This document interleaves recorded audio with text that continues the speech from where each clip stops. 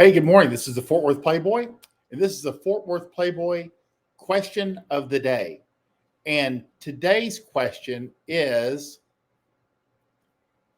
hey, and you can submit these too because we have a morning show, and Bunny and I have a morning hustle on Thursday mornings at 7 a.m. So if you have a question, by all means, submit it. I won't be able to get to it on this. This is a very singular. This is a simple, single, what would you say, single issue show today. Should run around 10 to 15 minutes at best. But I keep getting the same questions, the same common questions, and I have over the last few years. And so I think it's time to start addressing the most common, normal questions that way that guys have. That way we can kind of have a library and it's easier to respond, especially like on Twitter, because I'll see the same questions on Twitter. And can give you a better explanation than I can simply typing it every time I can at least refer to this. So the question of the day is, to meet a lot of women, where would be the best place to move to? So I get this under two situations. The guy has just graduated college. He can become or go anywhere he wants to. And he wants to he wants to have this to be a large part of his life. A lot of times if a guy's like been in a bad environment, he wants a lot of opportunity. And the second group I get tends to be gentlemen who have divorced later in life.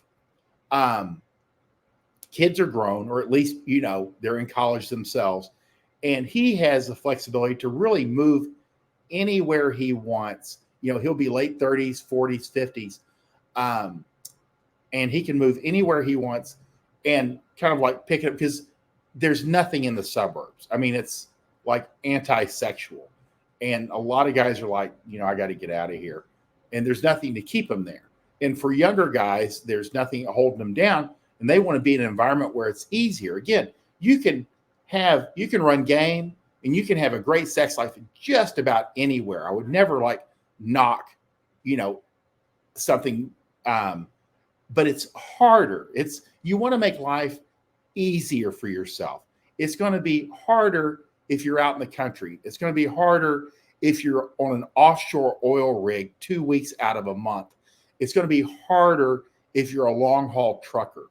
So there's all kinds of things that you can do as far as environment that will help you. And I'm going to answer this question in two parts. One is, what kind of environment should you look for? And the second is 2 or 3 suggestions of places that actually are, who I recommend for people if they're really looking for womanizing to be a big part of their life. You should probably put yourself in that environment, at least temporary. Again, all of this stuff, you don't have to move there forever. This is one of those things you go I want to become really good at some sport. Let's say you want to ski. So you move to a mountain town for 2 to 5 years. You just focus in on this one thing.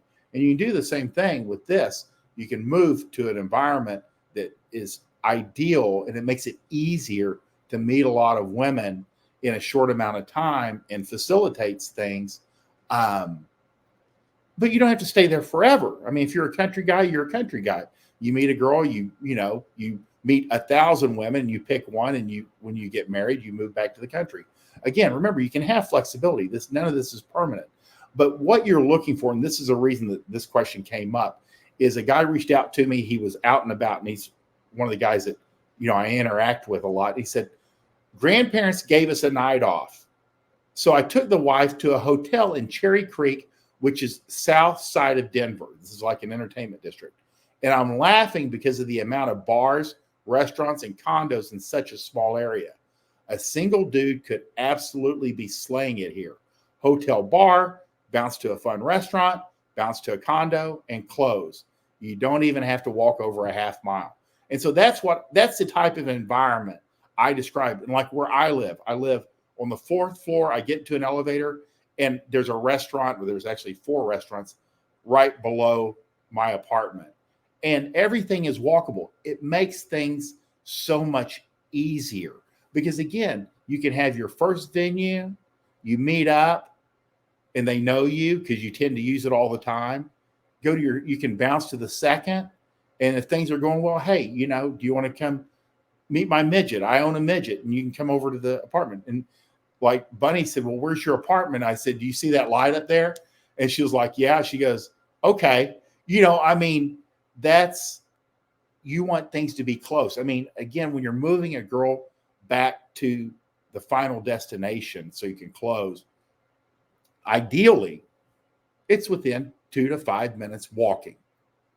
You want to avoid having to get into your car and drive. You really want to avoid her getting into her car and you getting into your car and you guys having to meet at a third location. That's bad. So everything we're doing, we're talking about ideal. Everything that we describe can be done, and it can be done well, but we want to stack the deck in our favor.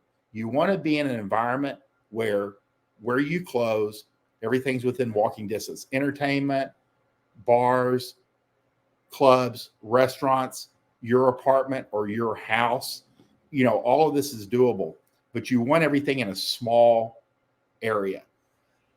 Mostly larger cities will have these walkable areas, and this is ideal. Again, if you get a house like 5 minutes nearby, that's fine too. Everybody has different needs.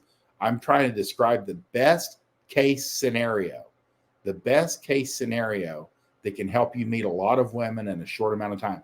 Again, you want to be one in a city because there are more women. If you're sitting in the middle of the city, and this Fort Worth is not a big city, but it's not a small city either. We have like 1 million people. Again, in between Dallas and here, it's pretty big. Just sitting in a city, let's say even as small as like Boise, Idaho, or Salt Lake City, Utah. These are like medium-sized cities. You will never run out of women.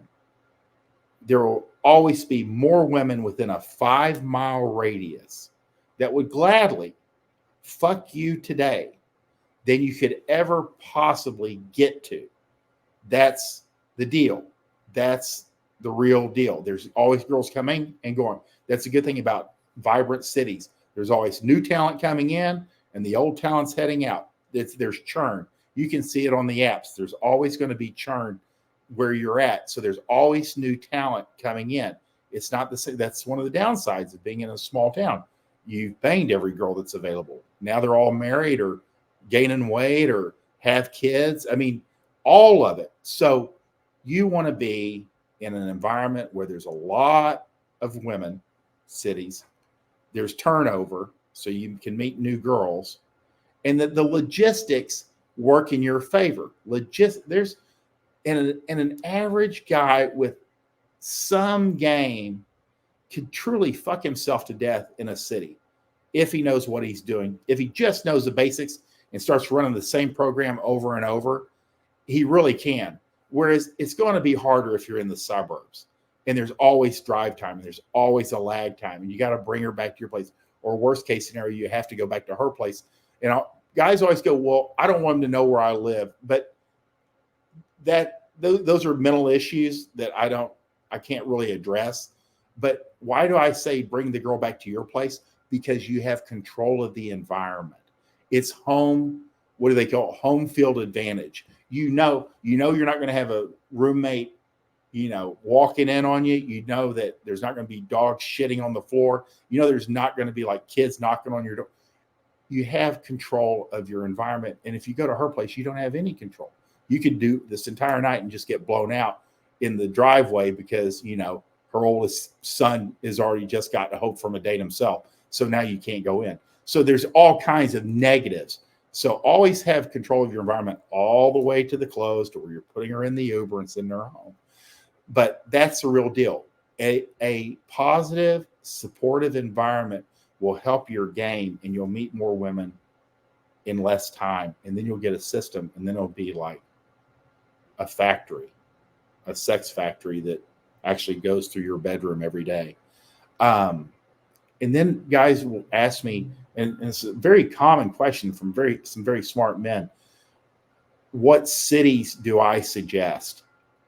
And I have always suggested a city with a large university and tends to be the capital. You're going to have intelligent money, and it's always turning over, especially for the younger guys. If you're just getting out of college, you need to. I've always said Austin. Austin has always been my number one pick. Recently, and I only mean like within the last 6 months, I've changed that a bit to like Madison, Wisconsin. If you don't like the cold, I get it. But Austin, you're also like walking on the sun 4 months out of the year. So Texas is hot. But Austin has been dealing with like it's become more expensive. There's a lot of tag. So it's not like number one with a bullet, like I always say in the past, but it is still a good town. And you will never run out of women. You'll never run out of attractive women. It's just so many young, smart, attractive people. And there's so much to do, and everything is in one place. It's really hard to beat. Madison, Wisconsin is a capital. It's very Midwest, very nice. People are friendly. And again, it's a large university. If you really want to know what to do, become a bartender, lift weights, and be close to a college campus. And it's very hard to go wrong. And ideally, like even like a place like Lincoln, Nebraska, which again is the University of Nebraska, it's a capital. There's all kinds of positives. So that's what you're looking for. You know, if you're talking about ideal, any of this can be done in almost any major city. People do it all the time. And I always kind of like leave New York City, Miami, and LA out of like because guys that end up there, they know what they're doing. New York City, there's trade-offs. Miami is extremely, competitive. Everybody's good looking. Everybody has money. If you land there, you better know what you're doing. And LA is just a rough. It's big. There's a lot of people, but if you're not on the inside, you're not going to have a lot of luck. I mean, it's very established. Even like unattractive women that grow up in LA move to like Washington, D.C. because they have no hope of really having a great, outcome because of the competitiveness of the environment. So if you're just a regular dude and you want to get really good at game, you want to put yourself in an environment that's conducive to you meeting a lot of women and can do it logistically and have good logistics because it'll speed things up. And then the more experience you get, the better. So that's the real deal. And then you want to see, like, if you do have the opportunity to move to a city or a town, you want younger, academic, money, politics, everything in one place. Even if you're not invested or interested in any of that, it's the quality of the people that it draws in. And then, you're on your way. So you have a better pool of women to pull from. So that is my suggestion on the question of the day. And if you like this video or if you like this topic, Basic Training 1 and 2, which is my books, you can find them at Fort Worth Playboy at gumroad.com. And I'll leave a link below. Basic Training 1 and 2, 50 tips in each book that are just like this. Like, how do you choose a town? How do you find a good environment? What is the best environment? What should my apartment look like? Or like, what should my bedroom look like?